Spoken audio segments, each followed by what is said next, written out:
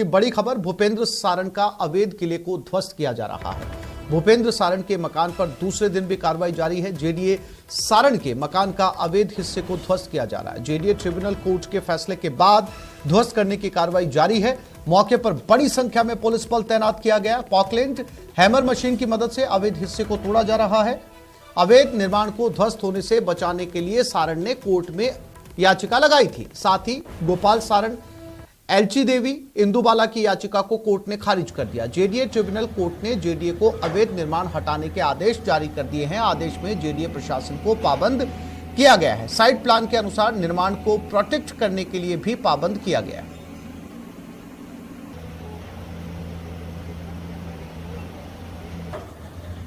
जो मुख्य अभियुक्त भूपेंद्र सारण और उनके भाई गोपाल सारण हैं, उनकी पत्नियों की जमानत होगी। श्रीमती एलची देवी और श्रीमती इंदुबाला अपने रिश्तेदारों परिजनों के साथ वो आ गए थे सुबह। उनको हमने सामान सुपुर्द कर दिया औपचारिक रूप से, और जो इनका वैध निर्माण है बीच का पोर्शन शेष उसमें रख दिया। हमने संसाधन उनको उपलब्ध करवाए थे।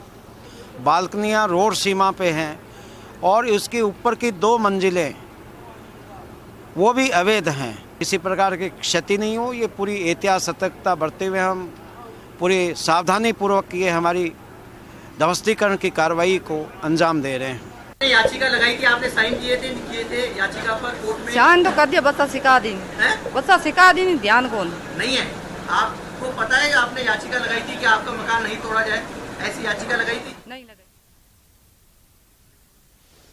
तो ये लगातार पिछले कुछ दिनों से पहले कोचिंग सेंटर को ढहाया गया और अब भूपेंद्र सारण के खुद के अपने निजी इस इमारत को ढहाने की कवायद शुरू हो चुकी है। आप तस्वीरों में देख सकते हैं, पुलिस जाब्ता तैनात है। इस बीच अपने दर्शकों को यह भी बता दें कि आरोपियों की पत्नियों ने जेडीए ट्रिब्यूनल में याचिका लगाई थी, लेकिन जेडीए ट्रिब्यूनल ने उस याचिका को खारिज कर दिया और कहा कि जो अवैध निर्माण है उसे तोड़ने की कार्रवाई जारी रखी जाए।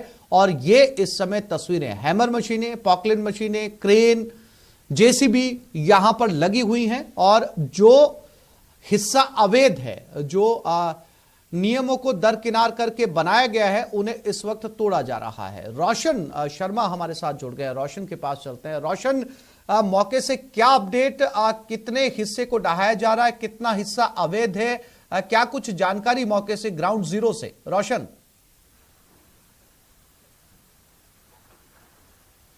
देखिए, भूपेंद्र सारण जो इस पेपर लीक का जो मास्टरमाइंड ये है, इसके मकान के ऊपर जेडीए की कार्रवाई आज दूसरे दिन सुबह 7 बजे से यहाँ पर शुरू हो गई है। मकान, ये जो 4 मंजिला ये जो मकान है, 2 ऊपर की जो मंजिल है वो पूरी तरीके से अवैध है आसिफ। और जो आगे की तरफ से करीब 15 फीट जो फ्रंट सेटबैक वायलेशन यहाँ पर किया गया था, उस हिस्से को यहाँ पर टीम हटा रही है। वहीं जो पीछे की ओर आप ये जो देख रहे हैं, पॉकलैंड मशीन की मदद से करीब 8 फीट के जो अवैध जो ये निर्माण है उस हिस्से को हटाया जा रहा है।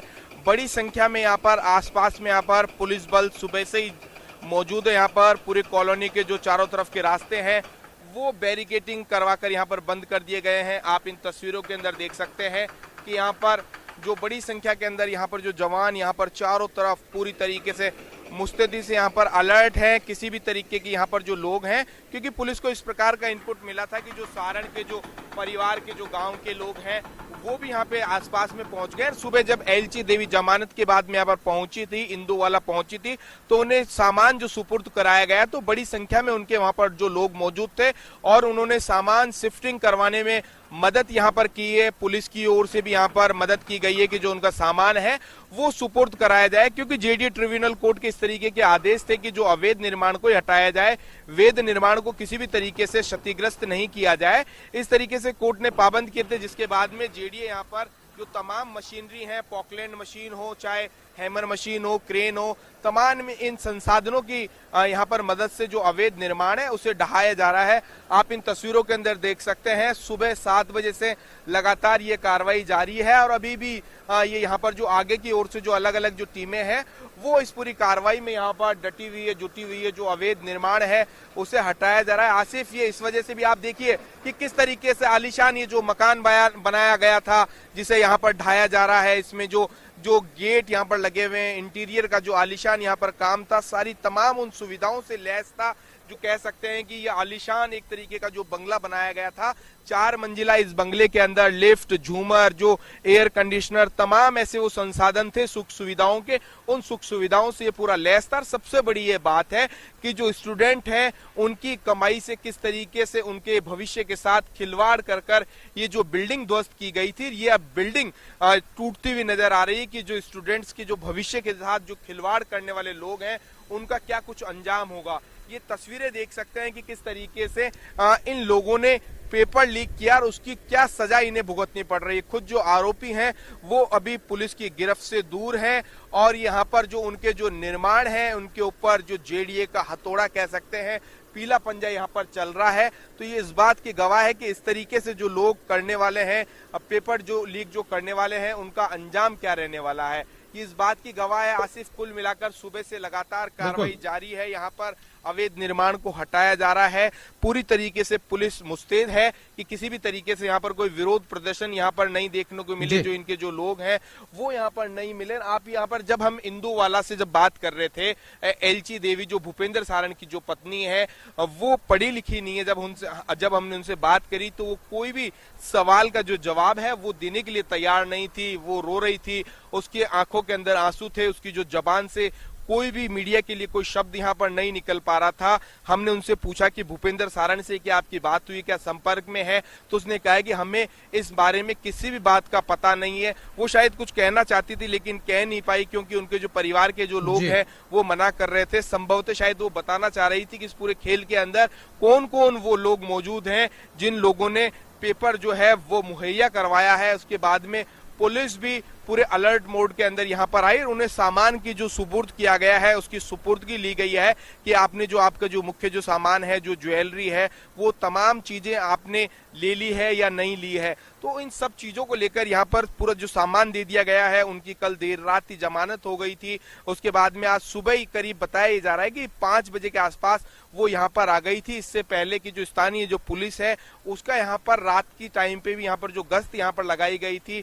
जो जेडीए के जो एनफोर्समेंट विंग के जो जवान यहाँ पर है, जो सुरक्षा कर्मी है, वो यहाँ पर लगाया गया था क्योंकि जो आगे के हिस्से को तोड़ दिया गया था, ऐसे में कोई भी सामान की चोरी या कोई पीछे से नहीं ले जाए, इसकी पुख्ता यहाँ पर तैयारी की गई थी। और सुबह जैसे यहाँ पर कार्रवाई हुई थी, कार्रवाई से पहले उनका सामान निकाला गया, ट्रैक्टर वगैरह जो तमाम रोशन, आप बता रहे हैं कि सारा सामान सुपुर्द किया गया था घर वालों को, क्या उसकी लिस्ट बनाई गई थी और उस लिस्ट को जो है वो घर वालों से उस लिस्ट की तस्दीक करवाई थी, घर वालों के सिग्नेचर लिए गए थे? क्योंकि आपको याद होगा रोशन, जब पहली बार कोचिंग ढाया गया था तो उस कोचिंग के अंदर जो है वो सारे सामान को तोड़ दिया गया था, साथ में ही सारा सामान को नहीं निकाला गया था। लेकिन आज जैसा कि आप बता रहे हैं कि सारे सामान को निकाला गया है, तो क्या सारे सामान की लिस्ट बनी है, घर वालों ने वो सामान गिना है, उसके ऊपर सिग्नेचर किए हैं, किस तरीके से ये प्रक्रिया अपनाई गई रोशन?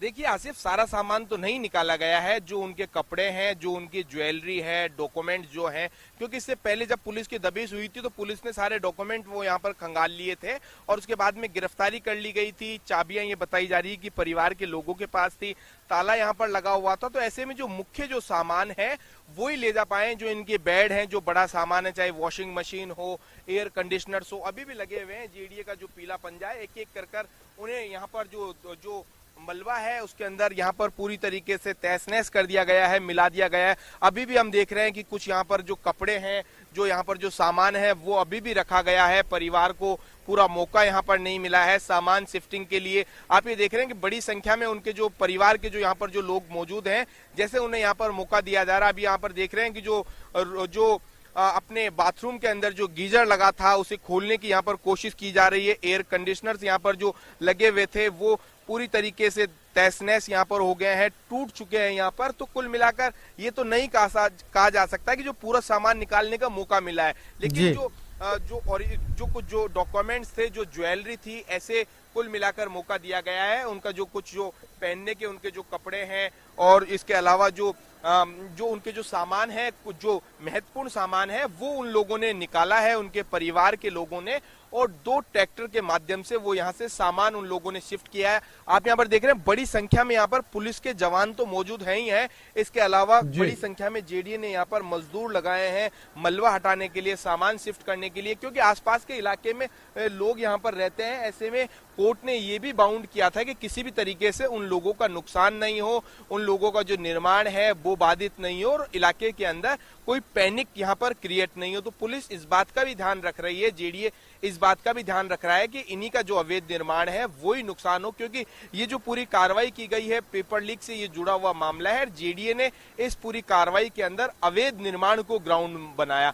क्योंकि जो सुरेश ढाका है उसके जो फ्लैट है वहां पर भी टीम पहुंची थी जेडीए की, वहां पर जो निर्माण था बिल्कुल रोशन, जैसा कि तस्वीरों में साफ तौर पर दिखाई भी दे रहा है। रोशन, जब किसी ऐसी बिल्डिंग को गिराया जाता है, जब अतिक्रमण तोड़ा जाता है जो बहुमंजिला होती है, 4 या 5 फ्लोर की होती है, तो जैसा कि आपके पीछे भी तस्वीरों में नजर आ रहा है कि इसके आसपास दूसरी इमारतें भी बिल्कुल चिपकी हुई खड़ी हैं, जो एकदम उसके करीब हैं। क्या इसका एहतियात बरता जा रहा है कि जो दूसरों की इमारतें, जो दूसरों के घर हैं, जो दूसरों के आवास है, इसका ख्याल रखा जाए?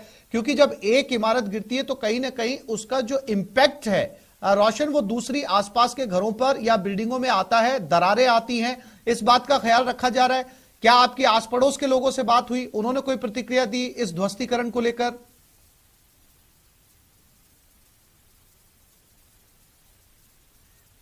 पड़ोसी हैं उन्हें अपने मकान से सुबह से ही खाली करवा दिया गया है।